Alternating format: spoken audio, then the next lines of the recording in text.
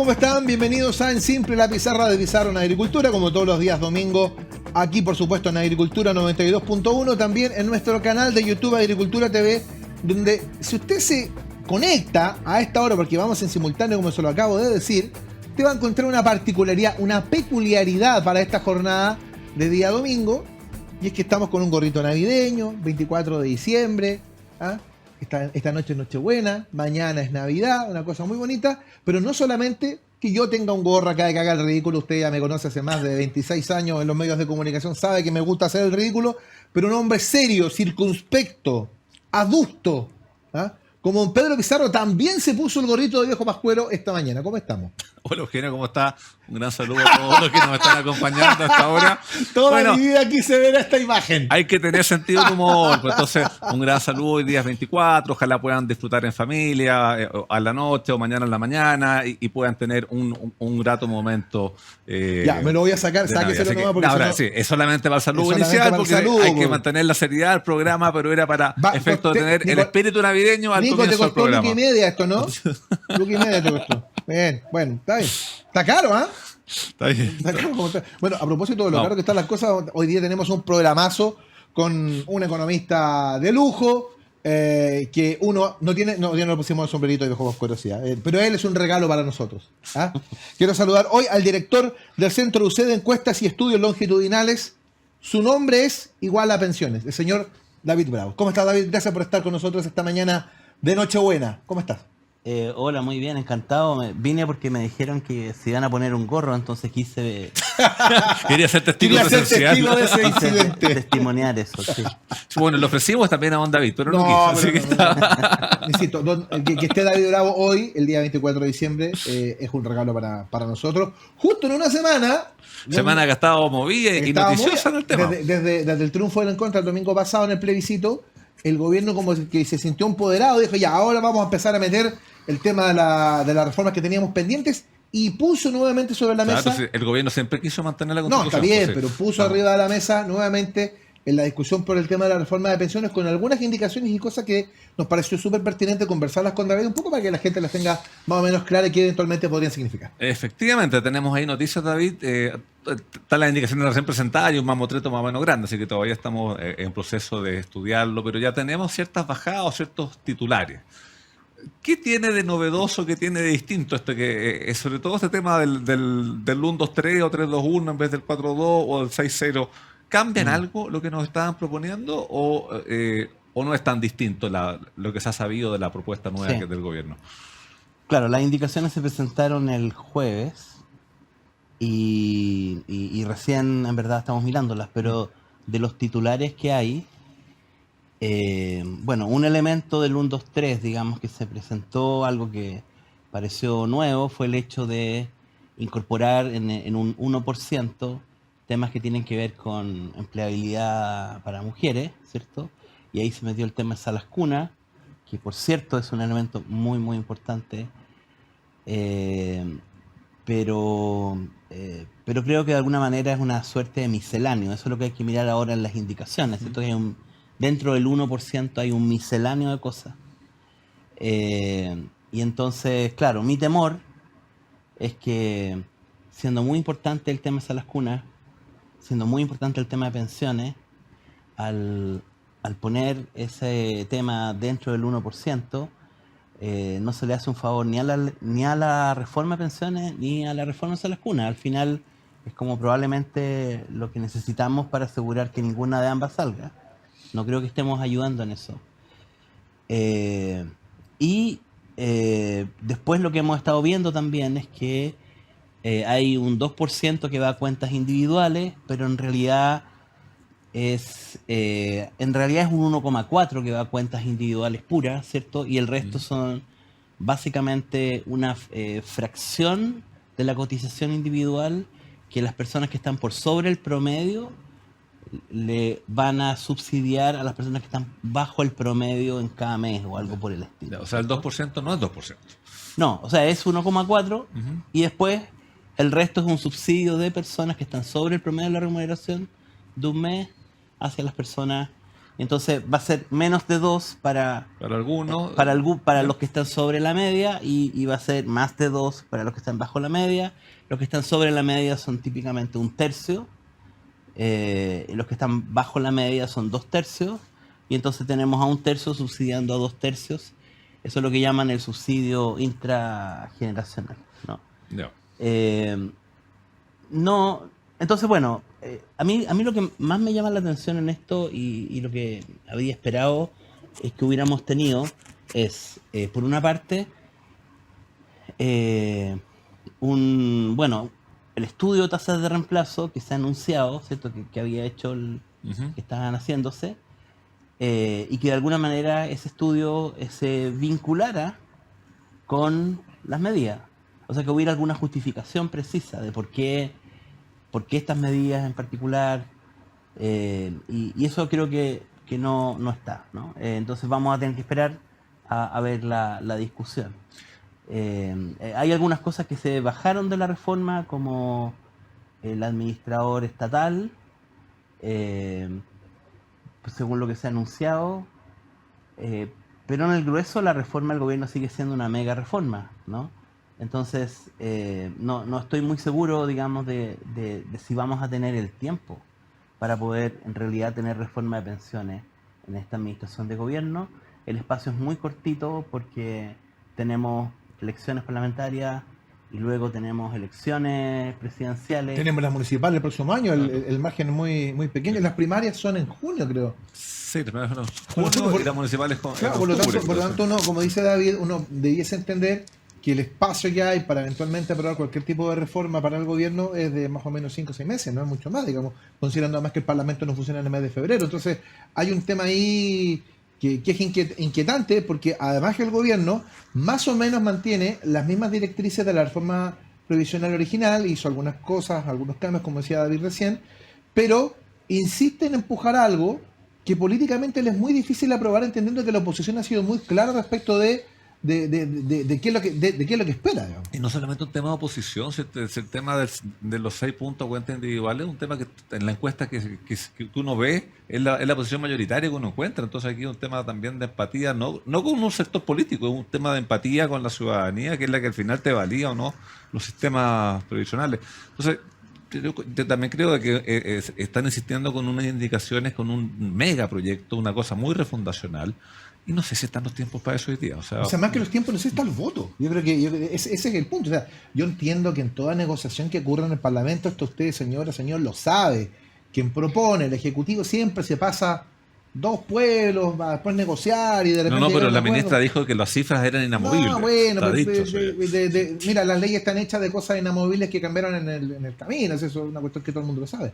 El tema es que, claro, considerando lo que dice Pedro, considerando lo que dice David, considerando el momento político en el que vivimos, donde la oposición tiene una nutrida cantidad de parlamentarios, por supuesto, que en muchos casos no están de acuerdo con este tipo o con esta fórmula que plantea el gobierno, no teniendo una visión de realidad política respecto a la factibilidad que tiene esta reforma, tal como está planteada, de seguir adelante. Aquí no se pasaron 2 pueblos, se pasaron como 10 galaxias. Efectivamente. Y lo otro que llama la atención, todos estos cambios que están proponiendo, ¿vendrán con los números del por qué? O sea, ¿en qué se basaron? ¿En qué evidencia tendrán para efecto de determinar, mira, si hacemos esto, las pensiones van a ser más altas o van a ser más... o no se conoce mucho número todavía respecto de lo que están proponiendo? No, número no se conoce y creo ya a estas alturas que es un deber que eso venga.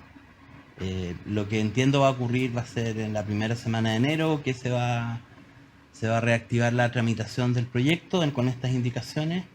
Y me imagino que ahí se va a hacer la oportunidad para que ojalá se puedan mostrar las cifras, ¿cierto? Y se pueda hacer una discusión un poco más fundada, pero lo que hemos dicho muchos, digamos, ¿cierto? Desde hace cierto tiempo, recuerdo en enero de este año, ¿cierto? Yendo a opinar sobre el proyecto, Joseph Ramos, también otro economista que ha mencionado lo mismo. O sea, creo que es un deber mostrar cuáles son los objetivos de la reforma, ¿cierto? Queremos ir desde desde estas pensiones, desde estas tasas de reemplazo hasta acá. ¿Para quiénes exactamente? El gobierno tiene un discurso de pensionados actuales y pensionados futuros, donde dice que el problema son los pensionados actuales. Y creo que lamentablemente no es así. O sea, creo que lamentablemente el gran problema está en los pensionados de las próximas décadas. Porque la PGU vino a levantar el piso, ¿cierto? Y a de alguna manera subsidiar parte del daño que generaron los retiros. También a las personas a los pensionados futuros. Sin embargo, la situación parece mucho más precaria para las personas que se pensionan próximamente por distintas razones, ¿cierto? Expectativas de vida, menores rentabilidad, incluso los mismos retiros. Entonces, como que el diagnóstico no pareciera estar enfocado. O por lo menos nos gustaría saber cuáles son las cifras en las que se basa el gobierno para justificar sus instrumentos, ¿cierto? No, conocer también para poder contrastar, porque hemos visto varias discusiones en el último tiempo respecto de cifras, y vamos a entrar al tema de tasa de reemplazo. Partamos por lo más simple, para la persona que nos está escuchando ahora. Okay, esto es un concepto que se va a escuchar mucho durante los próximos ¿Qué meses. debo entender por tasa de reemplazo? Cuando la persona le dice, mira, una tasa de reemplazo, ¿qué lo quieres? Si uno tuviese que explicarlo así en forma simple. Es simple, no lo sé, pero sí, un poco pensémoslo de la siguiente manera. Los sistemas de pensiones en general surgen porque uno de los objetivos, ¿cierto? es que tratar de que no haya pobreza en la vejez. Cuando precisamente no hay formas de poder, por sí mismo, las personas no pueden sustentar su propia vida. Y la única alternativa que tienen es... el ahorro a largo plazo. Claro, pero si no tuviera sistema de pensiones, El apoyo de los es la hijos, familia, claro. ¿cierto? Es ser una carga de la familia. Así fue durante toda la época en que no hubo sistemas de pensiones. El otro objetivo es que en la época en que nosotros tenemos actividad, ¿cierto? Que tenemos nuestras capacidades, necesitemos ahorrar para aquellos periodos donde no vamos a poder tener esa capacidad. O sea, de alguna manera como que nuestro nivel de vida, por así decirlo, sea más parecido, digamos, entre la vida activa y la vida pasiva. Y eso implica que ahorrar, ¿cierto? O sea, bajar el nivel de consumo, por decir algo, en la vida activa, para que pueda ser un poco más alto en la vida pasiva, ¿cierto? Pasemos recursos de hoy día hacia el futuro. Y eso es de alguna manera suavizar el nivel de manera tal de que nuestro estatus, digamos, de la vida activa no caiga, digamos, tanto. Entonces, una tasa de reemplazo, en realidad, lo que compara es la pensión que estamos teniendo, que vamos a tener en la vida ya como pensionado, el flujo mensual, digamos, por ejemplo, una renta vitalicia, ¿cierto? Lo que vamos a tener hasta el final, con lo que de alguna manera sería el salario que tuvimos y que representa lo que fue nuestra vida activa, ¿no? Déjeme si lo entiendo bien, para intentar bajarlo. O sea, si yo en mi vida gané 100, una tasa de reemplazo es, bueno, mi pensión me va, en vez de ponerme 100, va a poner 55. Es eso, en el fondo es lo que yo soy capaz de, o sea, es cuánto es lo que voy a ganar en relación a lo que estoy ganando en promedio durante mi vida activa. Esa es como la diferencia. Digamos que si yo durante la vida activa viví con 100, ¿cierto? Mensuales, y tengo luego una pensión que me da 55, ¿cierto? Eso sería un 55% de tasa de reemplazo. O sea, cuando te dicen la tasa de reemplazo en Chile es del 70%, es teóricamente el 70% del sueldo que se ganó en promedio durante toda la vida. Sí, es que hay un punto también que lo podemos profundizar, y fue parte de la discusión que ha habido la última semana. Yo sé que una cosa bien técnica, pero... Es un porcentaje respecto del último sueldo, de los últimos 10 años, de toda la vida, porque hay ciertos... O sea, por ejemplo, el sistema de las cajas... Claro, ¿lo comparas con qué? En los sistemas de las cajas antiguas era el último sueldo. Y muchas veces uno encontraba que era el sueldo más alto que habías tenido en toda tu vida, y sobre eso se calculaba el monto de tu pensión. Habitualmente se han tratado de hacer estudios en base a 10 años, este último tiempo. Y ahí siempre he tenido la duda, ¿son 10 años considerando los meses no cotizados y cotizados, o se restan unos y otros? Y David logró y nos presentó un estudio hace poco tiempo atrás en que va a toda la vida la persona, porque usted, señora que nos está acompañando hasta ahora, sabe que uno no gana lo mismo todo el tiempo. Hay épocas en la cual uno puede ganar más, épocas que uno puede ganar menos, pero al final del día, como esto se trata de ahorro, el ahorro es un reflejo de toda tu vida laboral, por tiempo cotizado, el tiempo no cotizado. ¿Cuál debería ser la fórmula para efectos de considerar una tasa de reemplazo? La respuesta la entrega David Bravo, nuestro invitado hoy, 24 de diciembre, al regreso de los siguientes mensajes que tenemos para usted. Pero antes quiero contarle algo muy importante. FP Plan Vital fue destacada con la certificación Top Employer como una de las empresas con mejores prácticas laborales de Chile. Para FP Plan Vital, este reconocimiento es un impulso para seguir construyendo confianza y un buen lugar para trabajar. Y suma tu equipo a los más de 2,7 millones de trabajadores que ya son parte de la mutualidad líder del país, Asociación Chilena de Seguridad. Nadie cuida mejor a los trabajadores de Chile y sus familias. Conoce más en el www.h.cl. Y para los que buscan vivir con la salud impecable, en Los Héroes cuentan con beneficios como exámenes médicos desde costo cero y especialidades desde 990 pesos. Conoce todos los beneficios en salud que Los Héroes tiene para ti en loshéroes.cl. Los Héroes, vivir con ganas. Y como siempre te invitamos a suscribirte a nuestro canal de YouTube Agricultura TV, donde podrás encontrar programas exclusivos. Ya lo sabes, pincha la campanita, déjanos tus comentarios e interactúa junto a nosotros. La respuesta de David Bravo, aquí en Simple, la pizarra de Pizarro al regreso. No se vaya, ¡jo, jo, jo! Ya estamos de vuelta.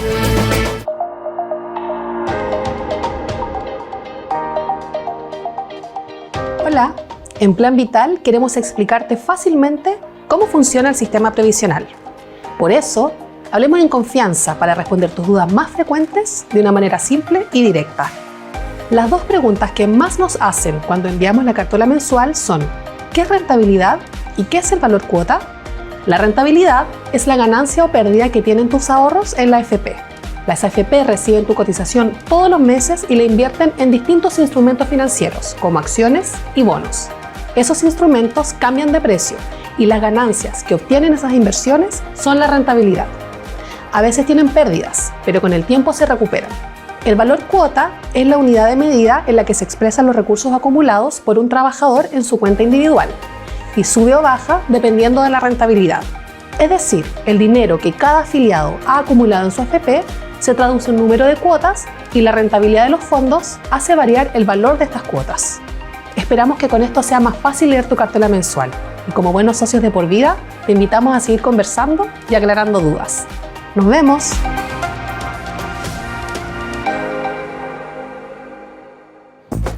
Estamos de vuelta aquí en Siempre, la pizarra de Pizarro en Agricultura, como todos los días domingos. ¿Usted qué le pidió el viejo pascuero, señor Pizarro? No, que los niños estén bien, que podamos tener compartir Los en hijos, familia. ¿qué le pidieron? No sé, pues nos mandaron la carta al viejito, habrá que ver ahí qué pasa. ¿No están mandando carta al viejito ya? No, ya no. ¿Siguen mandando carta al viejito? Sí. Es medio amarrete el viejo, ¿no? Lo pregunto, ¿no? ¿No? ¿Por qué no seguimos con el programa de Eugenio? Mejor le No, parece. perdón, que el ambiente navideño que nos ronda esta mañana. Bueno, en realidad, insisto, nuestro gran regalo es tener en una semana donde la reforma de pensiones ha sido puesta nuevamente sobre la mesa, tenemos a el gran David Bravo que nos está explicando algunos detalles. Y Pedro hizo una pregunta muy interesante respecto, porque estamos hablando de la tasa de reemplazo, que es un concepto que vamos a escuchar mucho durante las próximas semanas, que según lo que yo alcanzo a entender es cuánto es lo que mi pensión me va a generar para vivir versus lo que yo he estado ganando más o menos en la vida. Si yo gané 100 y me dicen, no, la tasa de reemplazo de 50 es porque mi pensión es de 50. En simple. Pero la pregunta es, David, claro, ¿la hacemos en comparación con qué? ¿Es con el último sueldo, los últimos 10 años, el promedio de la vida? ¿Con qué es la comparación? Mira, el concepto correcto, creo yo, económico correcto, debiera ser toda la vida, porque nosotros tomamos decisiones durante toda nuestra vida activa. Una decisión importante en muchos casos es, por ejemplo, trabajar formalmente o informalmente, ¿cierto? Lamentablemente. Tenemos una tasa de informalidad alta, pero cuando trabajamos informalmente quiere decir que no hay ahorro previsional, ¿cierto? Por supuesto que también podemos pasar periodos sin trabajar.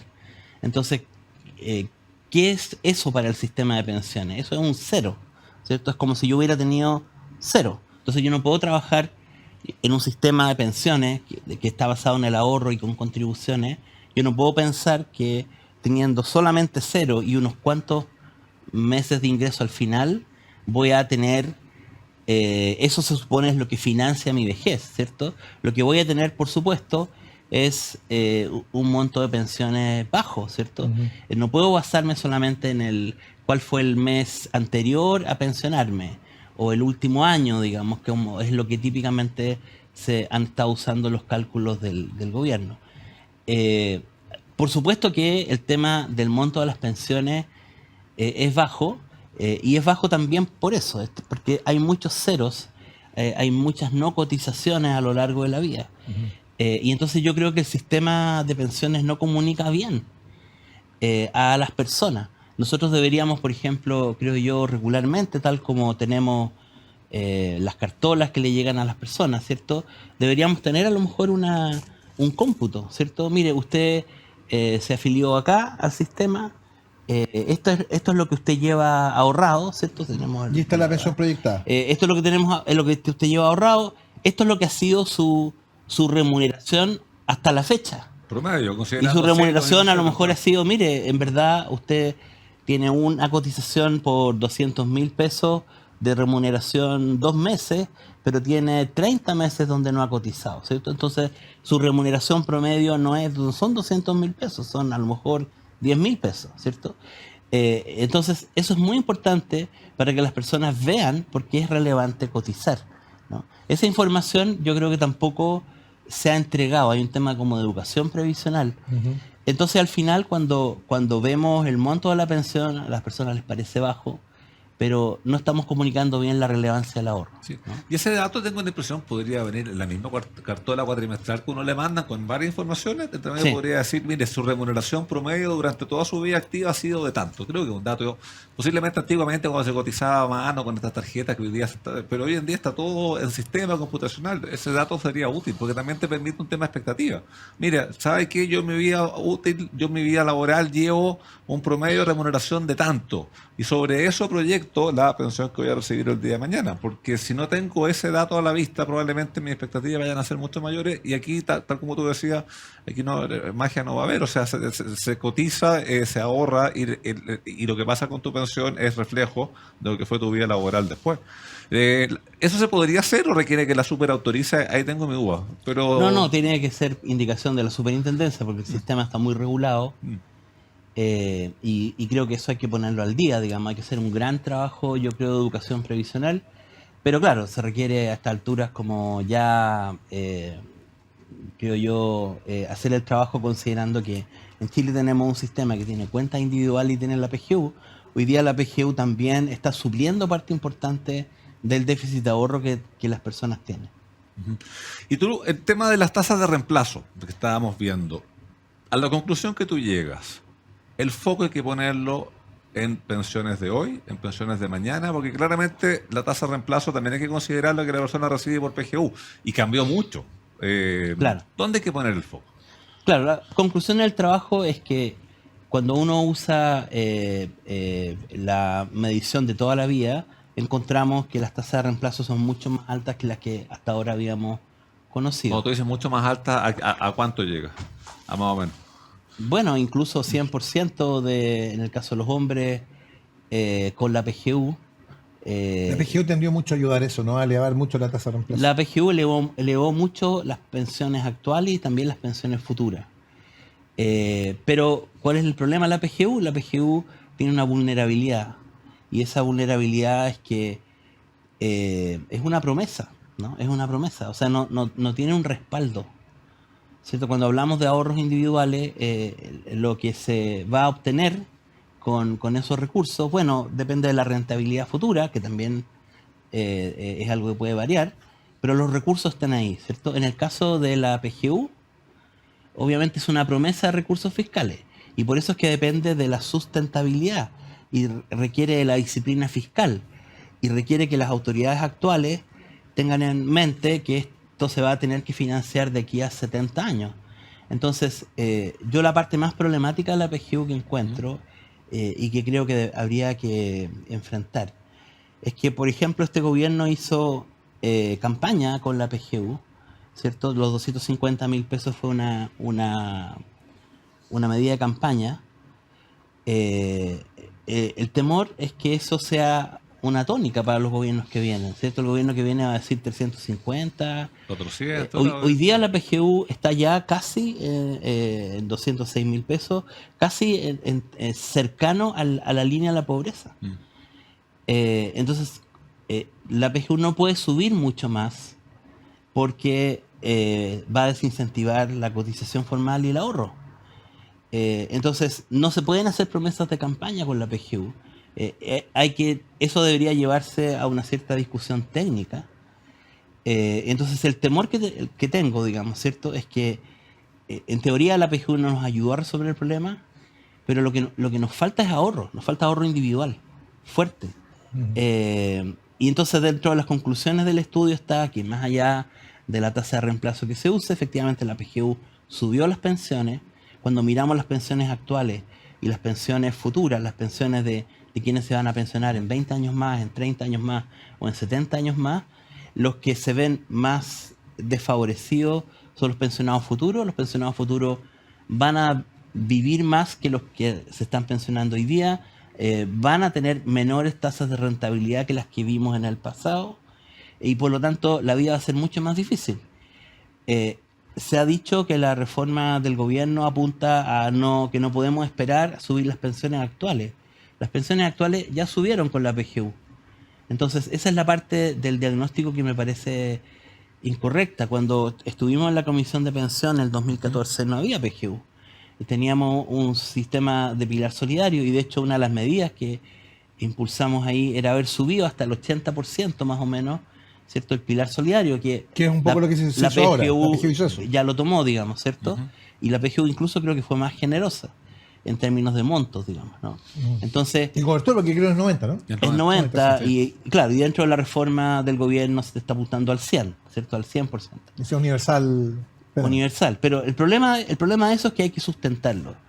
Y la dinámica política hace que los que votan son los pensionados actuales, porque las personas no están mirando su pensión, ni siquiera faltando 10 años o 20 años, no están mirando las pensiones.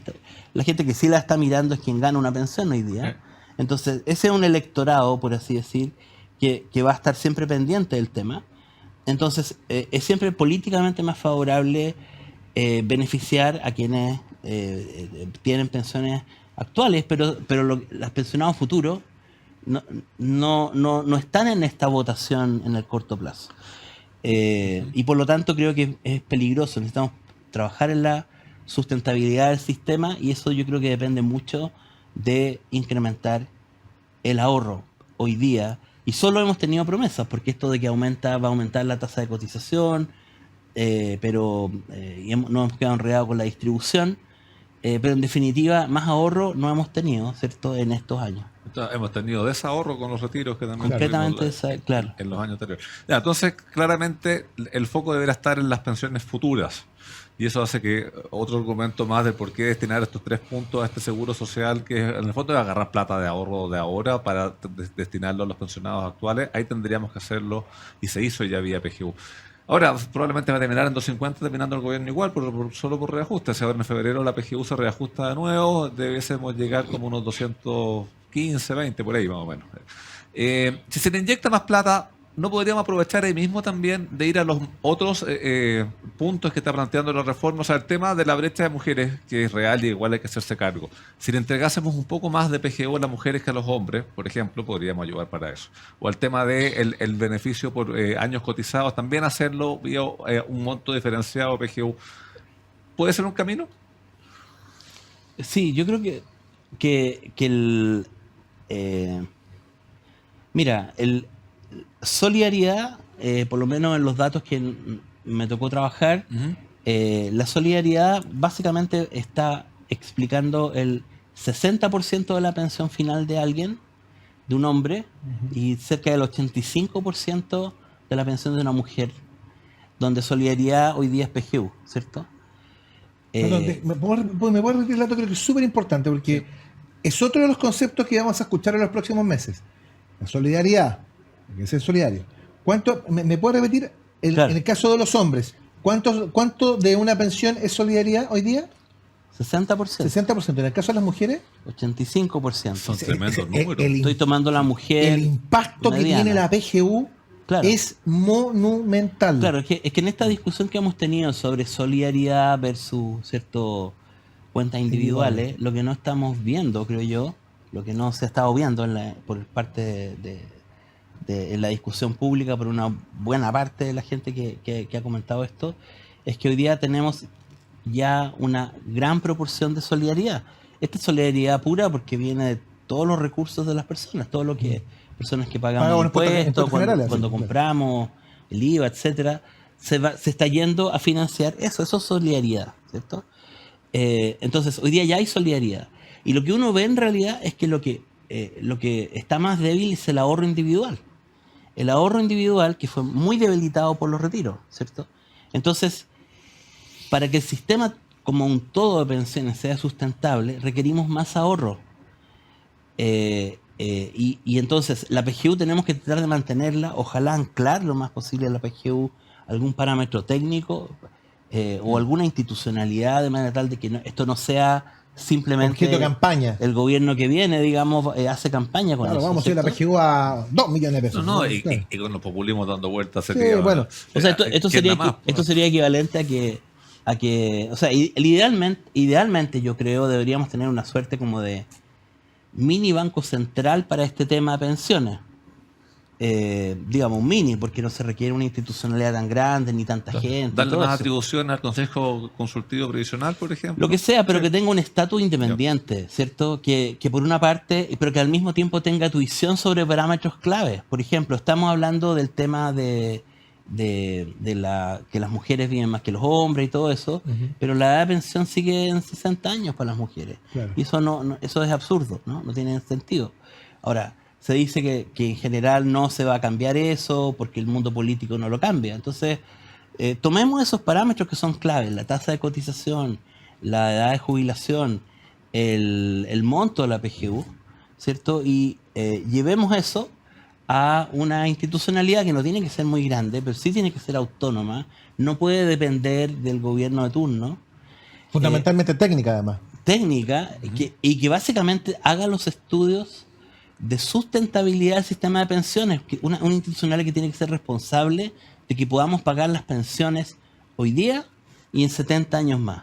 Y por lo tanto, esa institucionalidad levanta las alertas, ¿cierto? Y puede decir, este es el momento en que tenemos que subir la tasa de cotización, por ejemplo. O sea, si pudiéramos hacer algo así, y por cierto, que se encargue además de que cosas como los retiros previsionales no vuelvan a ocurrir. O sea, si lográramos generar un cerco respecto de esto, ¿cierto? Creo que de alguna manera podríamos avanzar, pero no hemos hablado del tema, ¿cierto? Esto no es parte de la reforma. Sí. Igual está el autopréstamo en el... Está ahí, sí. Ya lo vamos a conversar. Déjame pasar Vaya nomás. nuestro marketplace. ¿Ah? AFP Plan Vital fue destacada con la certificación Top Employer como una de las empresas con mejores prácticas laborales de Chile. Para AFP Plan Vital, este reconocimiento es un impulso para seguir construyendo confianza y un buen lugar para trabajar. Y suma a tu equipo a los más de 2,7 millones de trabajadores que ya son parte de la mutualidad líder del país, Asociación Chilena de Seguridad. Nadie cuida mejor a los trabajadores de Chile y sus familias. Conoce más en el www.h.cl. Y para los que les gusta vivir disfrutando la vida en Los Héroes, siempre cuentas con panoramas, con entradas al cine a solo 2.490 pesos, parques recreacionales, talleres y mucho más. Conoce todos los beneficios que Los Héroes tiene para ti en loshéroes.cl. Los Héroes, vivir con ganas. Y como siempre te invitamos a suscribirte a nuestro canal de YouTube Agricultura TV, donde podrás encontrar programas exclusivos. Ya lo sabes, pincha la campanita, déjanos tus comentarios e interactúa junto a nosotros. Estamos con David Bravo, economista reconocido en el mundo de las pensiones. Estamos con Pedro Pizarro, el dueño de La Pizarra. Estamos con el viejo Pascuero que viene en camino. La pausa y estamos de vuelta.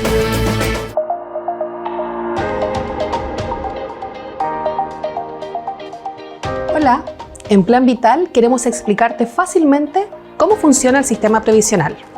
Por eso, hablemos en confianza para responder tus dudas más frecuentes de una manera simple y directa. Las dos preguntas que más nos hacen cuando enviamos la cartola mensual son: ¿qué es rentabilidad? ¿Y qué es el valor cuota? La rentabilidad es la ganancia o pérdida que tienen tus ahorros en la AFP. Las AFP reciben tu cotización todos los meses y la invierten en distintos instrumentos financieros, como acciones y bonos. Esos instrumentos cambian de precio y las ganancias que obtienen esas inversiones son la rentabilidad. A veces tienen pérdidas, pero con el tiempo se recuperan. El valor cuota es la unidad de medida en la que se expresan los recursos acumulados por un trabajador en su cuenta individual y sube o baja dependiendo de la rentabilidad. Es decir, el dinero que cada afiliado ha acumulado en su AFP se traduce en número de cuotas y la rentabilidad de los fondos hace variar el valor de estas cuotas. Esperamos que con esto sea más fácil leer tu cartela mensual y como buenos socios de por vida te invitamos a seguir conversando y aclarando dudas. ¡Nos vemos!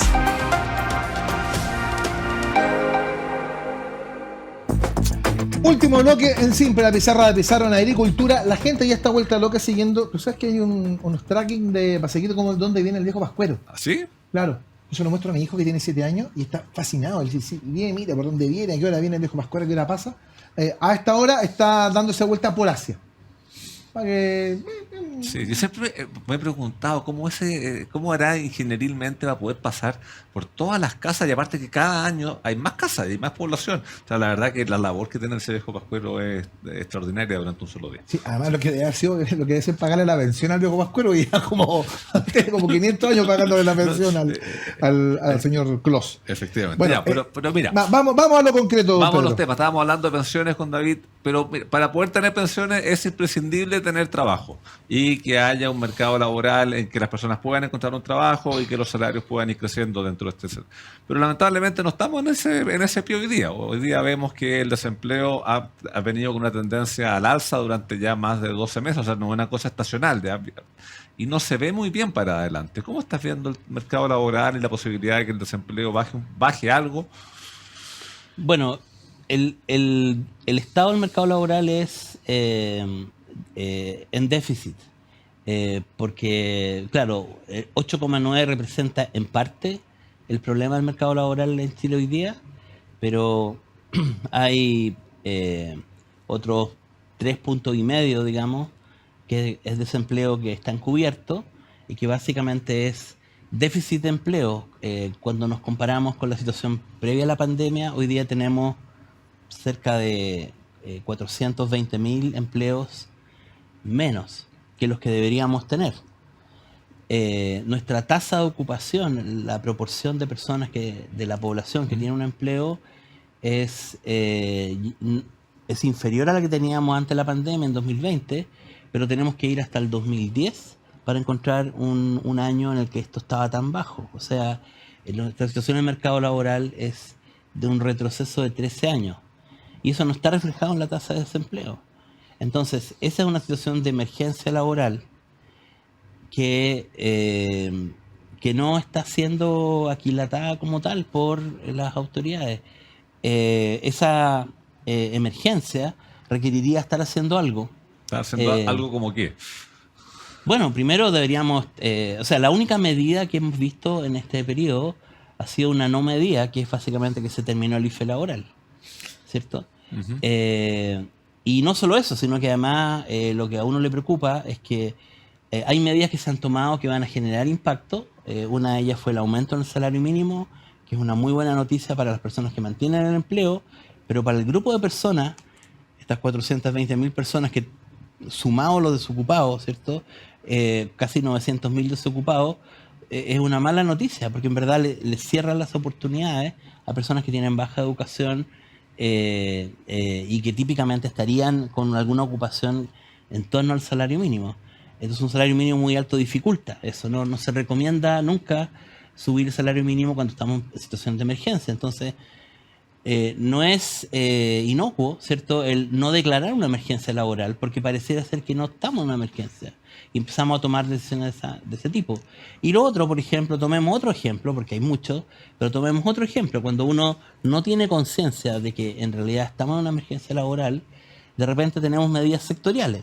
Tenemos una medida sectorial ahora, ¿cierto?, que es el tema tomemos el ejemplo de un estudio que sacamos hace poco sobre el reglamento de la ley, lo que llamaron la ley Uber, ¿cierto? La ley de plataformas. De aplicaciones, claro. La ley de aplicaciones. Entonces, por virtud del reglamento, si es que el reglamento que subieron a consulta es el mismo que se va a implementar a mediados de enero, básicamente va a significar que hay del orden de un 90% de los que han estado trabajando como conductores en aplicaciones que no van a poder hacerlo por la Es exigencia. un golpe a la clase media enorme, brutal eso. claro. Estamos hablando de cerca de 100.000 personas, ¿cierto? 100.000 personas que están trabajando mensualmente, pero cuando hicimos el análisis, estamos hablando de 300.000 personas que han desde el 2020 conducido, digamos, a través de alguna aplicación. Ujú. Y hay cerca de más de 1,5 millones de personas que lo han hecho en los últimos 10 años. ¿Qué quiere decir esto? El ser conductor de una aplicación es una alternativa de ingreso para las personas, ¿cierto? En Y cualquier es una momento, alternativa inmediata, o sea, claro. tomar la decisión y el día siguiente... claro, o sea, salimos de acá y alguien dice, mira, yo en verdad me voy a conectar, ¿cierto? Me puedo conectar en cualquier momento. Hay personas que utilizan esto como una forma de, mientras buscan empleo, mientras están desocupados. un ¿cierto? complemento también en algunos casos. Como un complemento de ingreso. Y hay otras personas que dicen, bueno, a lo mejor me cambio de pega, ¿cierto? Lo que estoy haciendo. Es verdad que el tema de las condiciones de trabajo son importantes Ujú. y precisamente estábamos justo con una ley que salió, de la ley de plataformas digitales, ¿cierto? Con el tema, Pedro ahí sabe mucho el tema de esto, el tema laboral, que de alguna manera reguló el tema laboral. Claro, que permitió que las personas que estuviesen trabajando en las aplicaciones pasasen a cotizar y tener alguna relación o vía boleta de honorario, contrato, que antiguamente pasaban, eran como colaboradores o no sé qué cosa, que Claro. les ponían un nombre medio raro, pero que no tenían ninguna protección de ningún tipo. Hoy eso ya está regulado ya.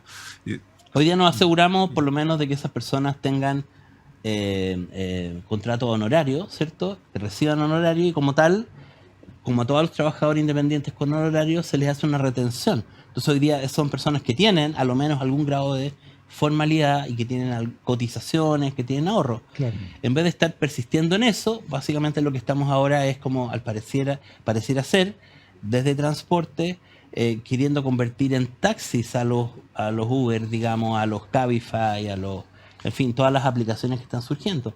Esto es como de verdad ponerse contra las tendencias actuales, digamos, ¿cierto? Y seguir la línea inversa a la que siguió la parte laboral, digamos, ¿cierto? Que básicamente hizo una regulación, pero flexibilizó no le puso el mismo traje, en este caso, a los conductores de plataforma. Entonces, pero ese es un ejemplo, ¿cierto? Un ejemplo donde vamos sumando regulaciones. Y perdona, David, es un riesgo enorme de que lo que señala Pedro respecto a los índices de cesantía crezcan y crezcan exponencialmente con el drama que hay O detrás. sea, a ver, el gobierno anunció una cosa así como de varios ministros pro empleo, pero la verdad hasta que eso logre tener algún eventual impacto, tenés mucho tiempo, porque el tema de las regulaciones, para que haya inversiones nuevas, porque en 2024 es difícil que haya mucho impacto con respecto de la... Y otra cosa es si van a ser capaces o no de hacer algo respecto al tema de empleo. Pero cualquier cosa que se haga hoy, que se cambie, hasta que empiece a generar un puesto, un empleo real, Toma su tiempo. toma su tiempo, y los permisos, y las instalaciones, y todo el cuento. O sea, no es tan rápido esa cuestión. Entonces, que por otro lado estén poniendo en jaque el puesto de trabajo a personas que ya están con un lugar donde están obteniendo Que su para ingreso. muchas familias es el ingreso que hay. Sí. Bueno, Eso es lo dramático. eso- O sea, David daba la cifra recién. Estábamos hablando de más o menos 100.000 conductores. sí, Y- 100.000 mensualmente. Claro, Sí. y hablamos de que la nueva regulación es un impacto que te deja con un 10% solamente funcionando. Sí, son cerca de 110.000, digamos, en el cálculo que hicimos para el mes de noviembre, que estuvieron trabajando en el mes de noviembre de 2023.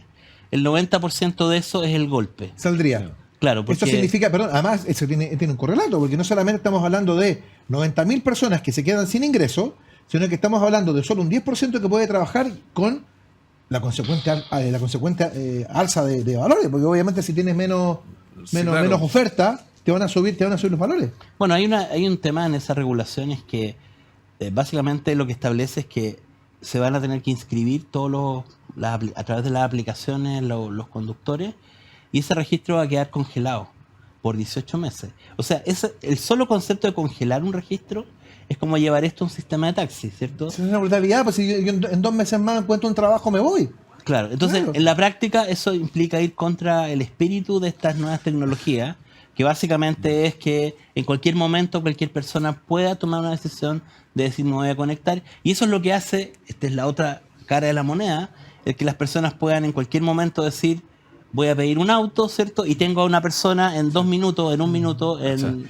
O sea, en la práctica de nota que estamos frente a un gobierno que no cree en la libertad de las personas para entrar y salir a Yo creo que es determinado peor, rubro. yo creo que es peor. Aquí este es un comentario mío, yo creo que es peor. Alguna vez escuché a un gran político uruguayo decir una frase que nunca se me olvidó. No hay nada más peligroso que una persona con poder aplicando ese poder sobre una realidad que no conoce. Y lo que yo termino por escuchar y entender es que todas estas decisiones se toman arriba, sin tener ningún conocimiento de lo que pasa abajo. ¿Como Transantiago, es esto? Yo creo que estamos enfrente a una situación, una decisión que tiene ese ribete, de tomar una decisión, mira, esto es lo que hay que hacer, sin tomar en consideración lo que realmente está pasando en la calle. Yo encuentro que es muy peligroso. Claro, y eso claramente te va a afectar las cifras de desempleo, que tal como tú nos decías, claro, hoy día están en 8,9 oficiales, pero estamos sobre 2 dígitos ya hace rato. Hoy día es ya. 2,5, Sí. sumando estos 420.000, pero lo que vemos es que en vez de estar como... primero tenemos que superar este déficit de 420.000 empleos. Chile es hoy día casi el único país de Latinoamérica que no recuperó su nivel prepandemia. Es casi estructural ese lote de 400.000 personas. Bueno, estamos haciendo todo lo que pareciera ser hay que hacer para que se vuelva estructural, ¿cierto? Porque en realidad, por supuesto que hay un tema coyuntural asociado al gran ajuste que hubo que hacer en la economía, ¿cierto? Producto de los retiros, hay que recordar eso, todo este ajuste doloroso que probablemente explica por qué Chile no haya todavía recuperado su empleo prepandemia. O sea, esto lo está sintiendo la gente. Sin duda.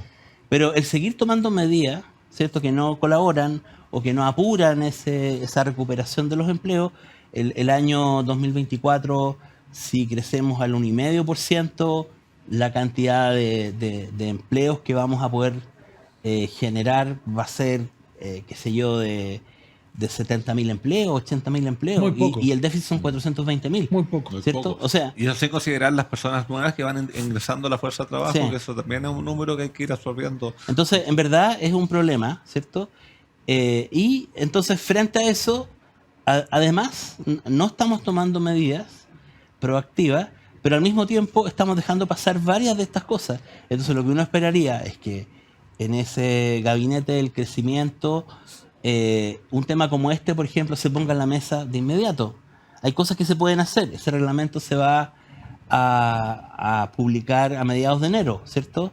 Entonces hay que generarle más plazo para que esas medidas eventualmente puedan avanzar. Esa medida del registro congelado me parece que es completamente anti empleo, digamos, hacia el futuro, ¿no? Perdón, déjame traducirlo al español. Para mí es una brutalidad. O sea, en realidad, tú vas a congelar a una persona que se inscribió en un registro en el mes de enero a que tenga que estar trabajando en una misma cosa durante 18 meses. Pero ¿qué pasa si esa persona que tiene su auto en el mes de marzo, un ingeniero, por ejemplo, que quedó sin pega ahora a fin de año y se pone a trabajar en una aplicación y empieza a trabajar y tiene que inscribirse en este registro y resulta que en el mes de marzo le sale un trabajo porque le pagan 5 millones de pesos? ¿Se tiene que quedar en el registro forever? No, se va y no es reemplazable, porque Claro, van a haber menos personas que van a estar. pero es una brutalidad. Es una brutalidad. O sea, atenta, como dice David, claramente a la naturaleza también de estas Sí. aplicaciones. Y también al derecho de las personas, porque nosotros contamos, o sea, conseguimos los datos de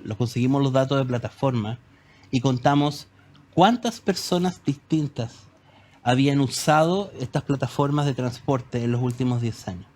Y el número supera los 11 millones de personas. No, es O impresionante. sea, efectivamente, esto es un servicio muy utilizado, ¿no? O sea, que han pasado, que alguien lo ha usado, a lo mejor alguien lo usa todos los días, alguien lo usa, pero digamos, ha pasado mucha gente. Entonces, cuando ese servicio, que hoy día complementa al transporte público, a los taxis colectivos, y que de alguna manera hace que se use de manera más eficiente los autos, cuando las personas se den cuenta del impacto de esto, van a reclamar, ¿cierto? Van a reclamar. No estamos hablando de 100.000 personas, estamos hablando sin duda. Sí, de claro. millones de O sea, usuarios. esto se pudo haber hecho de otra manera. Uno podría haber pensado, claro, lo que decía David recién. ¿Qué es lo importante aquí? Lo importante aquí es que los conductores tengan seguridad, algún tipo de seguridad. Ya se había avanzado en este tema de las boletas de honorario. que es un buen avance, a lo mejor se debe haber persistido ahí. A lo mejor también hay que insistir en el tema de la seguridad personal, que es otro de los temas que también... Uno podría avanzar en que la persona en eso. En que tenga la licencia al día, que el auto tenga ciertas características. Pero si eso, quieres claro, igualar claro. y quieres igualarlo a la formalidad de los taxis, libérale a los taxis. Libérale a los taxis, hazles a los taxistas más simple el tema. Hazle más fácil el tema de la renovación del parque, por ejemplo. Darles más subsidios para que puedan cambiar autos por autos que tengan menos consumo, o por autos, puedes ir avanzando en renovación del parque automotriz en autos eléctricos que tengan un buen subsidio. Aporta por ahí a igualar la cancha en ese sentido, pero libéralos. O sea, en vez de liberar a uno, le estás cargando la mata al otro. Ahí tenemos un tema que podemos ahondarlo en algún programa más. Podríamos ahondarlo, que creo que quedó... Efectivamente. Y por otro lado, también para el tema de empleo, una última idea que quiero dejar. Si queremos generar estabilidad y que las personas inviertan de largo plazo, no pueden empezar algunos a decir de que el tema constitucional se cerró pero por 2 años. Pues, o sea, si en 2 años no alcanzaste a terminar de escribir el proyecto lo que quería hacer, entonces claramente eso no ayuda a la estabilidad, pues si la gente necesita tener reglas claras a largo plazo. Pero bueno. Déjeme contar algo muy importante. AFP Plan Vital fue destacada con la certificación Top Employer como una de las empresas con mejores prácticas laborales de Chile. Para AFP Plan Vital, este reconocimiento es un impulso para seguir construyendo confianza y un buen lugar para trabajar. Siempre uno aprende cuando está con David Bravo. Así que, David, te quiero agradecer enormemente que nos hayas acompañado, además en este día tan especial. Gracias por venir, que tengas una feliz Navidad con tu familia, que sea una linda jornada esta y, bueno, insisto, esta es tu casa para cuando quieras. Vamos, igualmente, te vamos a traer gracias. mucho porque el tema del debate de la reforma de pensiones va para largo. Necesitamos ese espíritu navideño para la reforma de pensiones. Empezar a regalar cosas. No, yo diría un espíritu de encuentro, ¿cierto? Sin Que en duda. verdad es el problema que tenemos. Efectivamente. Así que gracias por acompañarnos, David, hoy día. Y a usted, Eugenio, que tengan una bonita Navidad en familia. Ojalá rodeados de sus seres Y queridos. nos encontramos la próxima semana en el último programa en Simple de esta temporada 2023. Así es. Nos vemos, que les vaya muy bien.